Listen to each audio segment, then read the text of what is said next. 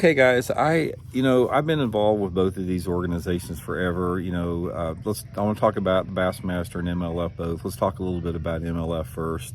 MLF, which was formerly FLW, which was formerly the Red Man Tournament Circuit.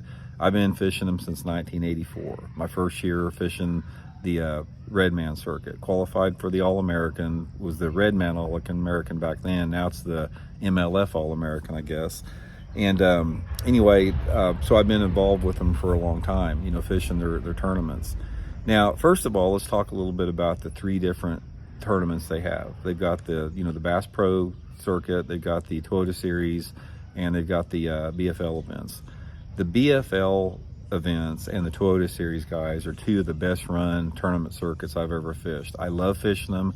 I fished them the last couple of years. Tournaments are, it's no secret, guys, that tournaments are a money pit. Every tournament circuit is a money pit. You'd be better off if you go to Las Vegas and throw your money down on the blackjack table rather than fishing tournaments. But that being said, the Toyota Series and the BFLs, in terms of what it costs versus the potential payout, is pretty decent. You can win over $200,000 in the Toyota Series Championship if you qualify. There's big money in the BFLs if you make it all the way through and win the All-American there. So at least you do have some potential at a fairly reasonable entry fees for both things. And the fact that, they're usually closer to your house, it's affordable for weekend dudes that like to fish and people that don't like to travel. So I think that they have a great future. They've been around for a long time. I don't see them going anywhere.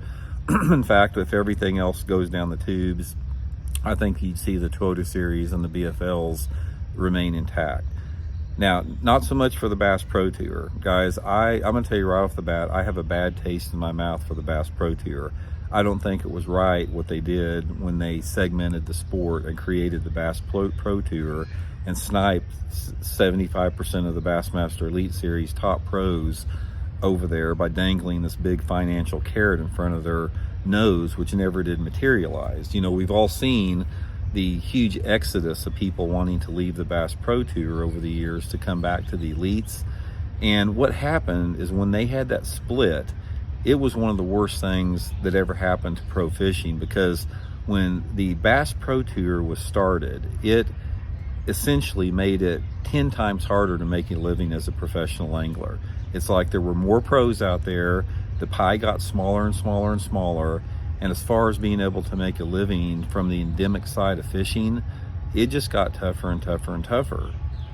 Dang, that thing train's back again. It's like, see if I'm going here.